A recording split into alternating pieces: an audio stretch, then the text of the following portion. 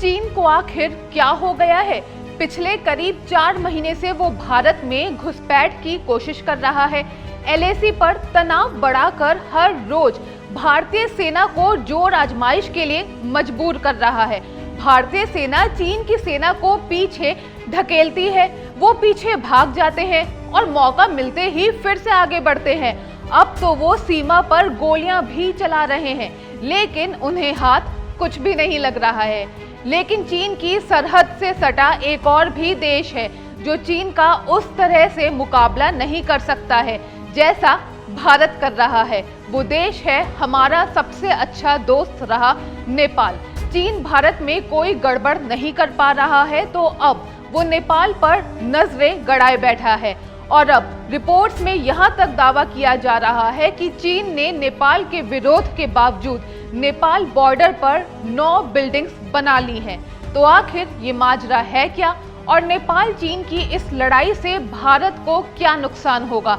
इसी पर मिलेगा आपको आज का बिन मांगा ज्ञान।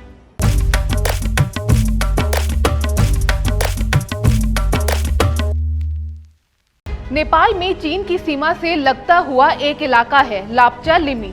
ये नेपाल के सुदूरवर्ती जिले हुम्ला का हिस्सा है। वहाँ नगर पालिका है नमखा। इसके अध्यक्ष हैं विष्णु बहादुर लामा। उन्होंने 30 अगस्त से 9 सितंबर के बीच इस इलाके का दौरा किया और पाया कि चीन की ओर से इस इलाके में अवैध तरीके से 9 बिल्डिंग्स बनाई गई। रिपोर्ट्स के मुताबिक नेपाल चीन की सीमा पर जो पिलर नंबर 11 और 12 हैं, ये कंस्ट्रक्शन वहीं पर हो रहा है।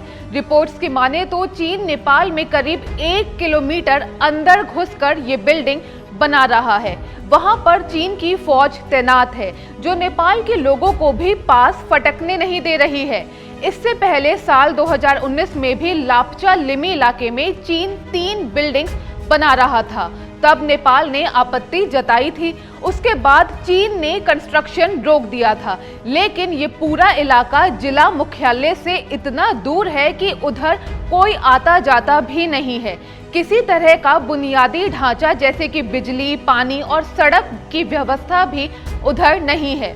इसीलिए नेपाल का कोई भी अधिकारी उधर जाने से बचता रहता है।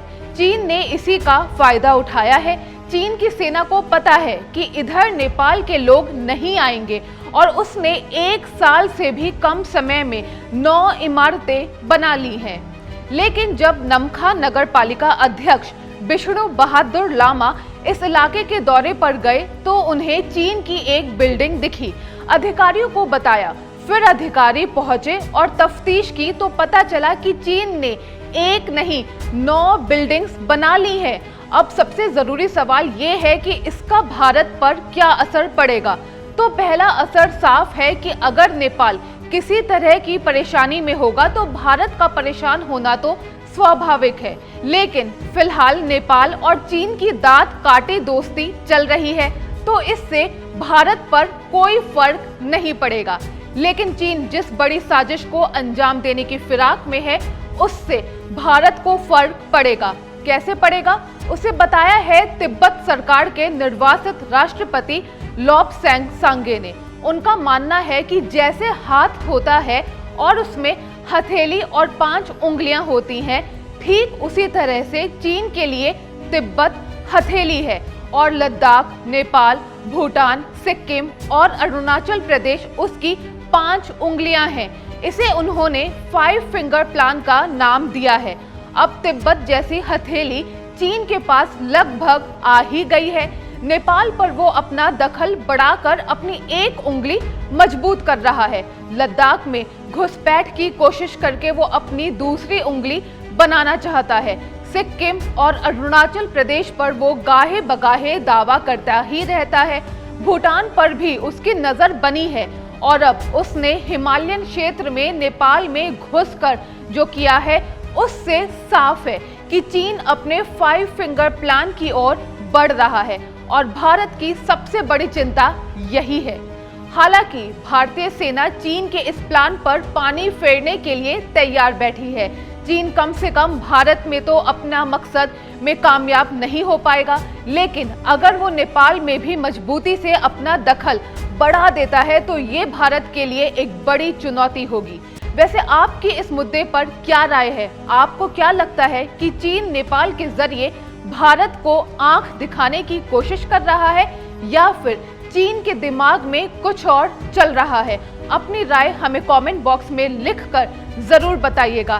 देश और दुनिया की तमाम खबरों से अपडेट रहने के लिए डाउनलोड कीजिए एबीपी लाइव ऐप और देखते रहिए एबीपी अनकट। एबीपी न्यूज आपको रखे आगे।